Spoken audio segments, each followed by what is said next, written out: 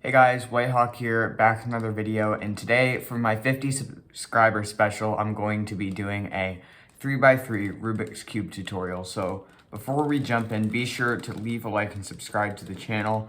There is a chance that we would hit 100 subscribers this year, so maybe consider subscribing. All right, let's jump in. So I'm gonna start by shuffling my cube here. I'm sure a lot of you already had this step done. And as I'm doing that, I want to tell you there are three kinds of pieces. There's center pieces, which are in the center of the cube. There's edge pieces, which are these ones here. And then there's corner pieces, which are obviously the ones in the corners. And so what I want you to do is I want you to flip so that your yellow center is on top. And I want you to look around and look for all the white edge pieces. You want to put these white edge pieces, all four of them, on the yellow center. So we'll start here with this one. If I just turn this up, voila, it's here. I can turn this one here over and up and there. I have one here that I can turn here, and my last one is right here. So if I simply rotate this twice and put it up, voila. You should be able to figure this out pretty easily. And this is where you have to start to pay attention. What you want to do is you want to look on each of your sides and line up the other color with the center. I got really lucky and all my centers are already lined up with the edges, so I can just rotate these all twice and make the white cross here. So what you're going to want to do is you're going to want to rotate them, and when they fit, you spin them, and when they fit again, you spin them until all of them are just like this with these two pieces matching. So next, you want to flip it, the cube, so that your white is on the bottom and your yellow is on top. And you want to look around this top layer here to see if there are any white pieces. There is not, so I'm going to look on the top, and here are two.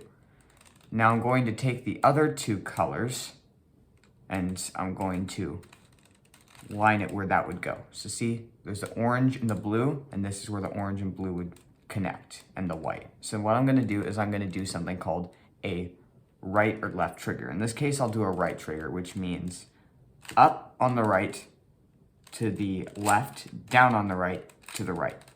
And that's the right trigger. And now that puts that down here, but it's not properly lined up. So we're going to do that right trigger again. Up to the right, to the left, down to the right, top to the right. And now it's in a place where we want it. So what we're going to do is, this is already in the spot we need it, but for reference, we take this white here and we look at the piece beside it, in this case the orange, and so we put it so that it lines up with the orange, which it already does, and then you'll do the right trigger in this case. Sometimes it'll be the left trigger. And so now this opened up this red and white piece, so I'm going to move it over to the red in the corner that it fits and simply do this. Now I have a piece here that's not on top, but it's already in position, blue and red. So I'm going to do a left trigger, which is when you go left up to the right, left down to the left. And then I'm going to do that again, and then again, until that piece is solved. And now you're going to do that with all the remaining ones that you have. I'm just going to solve mine quickly and move on. Next, we're going to be solving this middle layer here. So you're going to start by looking on the top for two pieces that are not yellow. There are for pieces that have both sides that aren't yellow. Right here we have one. So you're going to take a look at what color is not on top. In this case it's orange, and you're going to put it, and you're going to line it up with the orange. Now you're going to turn it, now you're going to look on top and see that there's a green. In this case the green's over here, so you're going to turn it away from the green towards the blue. And now you're going to do a right trigger, or sorry, no. In this case, it's a left trigger. And then you're going to turn the cube and do a right trigger. And then that piece is put into place. Now I have another one here that's blue, so I'm going to move that over here, turn it, the orange is here, and it's on top. I'm going to turn it away, do a right trigger, and then a left trigger. And then you're going to want to do that. Or sorry, left trigger, right trigger that time, I think. You're going to do that to solve all of them until you have the proper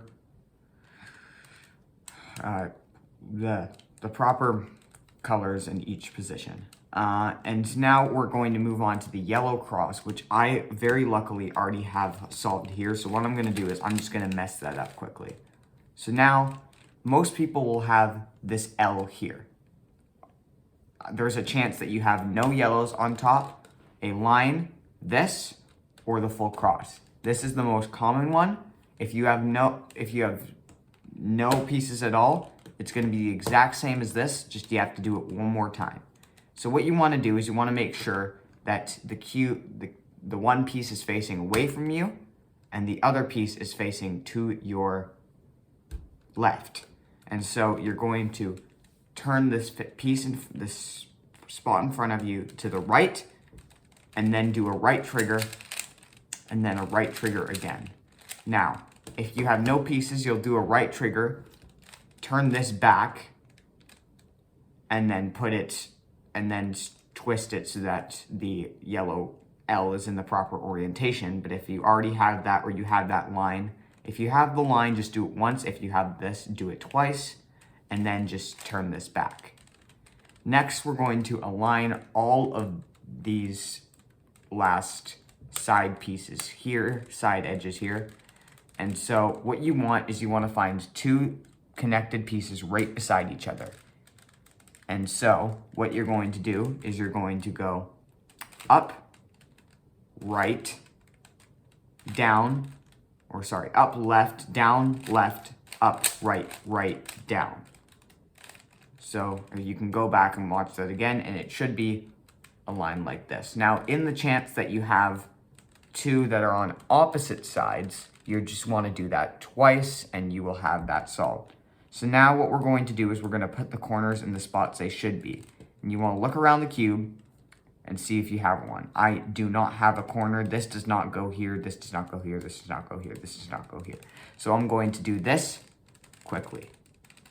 Top to the left, right up, top to the right, left up, top to the left, right down, top to the right, left down. Now I'm going to look around the cube again, and voila. Red, blue, yellow, red, blue, yellow. So I'm going to have this to my right facing me, and I'm going to do that same thing again.